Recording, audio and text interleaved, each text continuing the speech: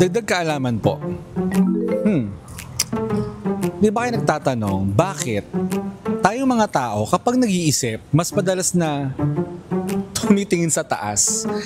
Ano bang meron sa taas? Bakit pag nag-iisip tayo, napapatingin tayo dun sa taas? Alamin po natin.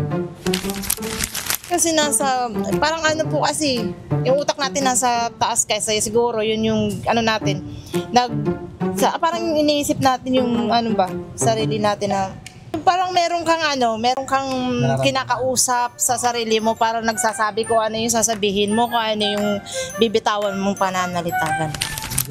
Siguro humingi sila ng tulong kay Lord kasi si Lord nasa taas. Nice.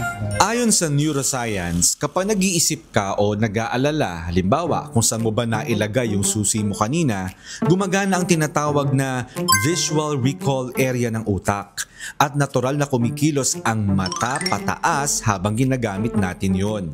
Sabi ng ibang experts, nakakatulong din ang pagtingin sa taas para ma-minimize ang distractions. Mas mabilis kang makaka-access ng memory o idea dahil hindi mo muna tinitingnan ang paligid. Studies show na visual thinkers at creative people madalas tumitingin sa taas habang nag-iisip. Kahit saan, mapapansin mo yan, automatic response ng utak para maghanap ng sagot sa loob mo. Walang magic sa kisame, nandyan lang talaga yung memory bank mo.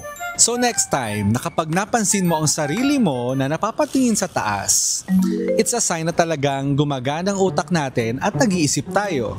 Sana po may natutuhan kayo at laging tatandaan, mapalad po ang tao na nakakasumpo ng karunungan at ang tao na nagtatamo ng kaunawaan.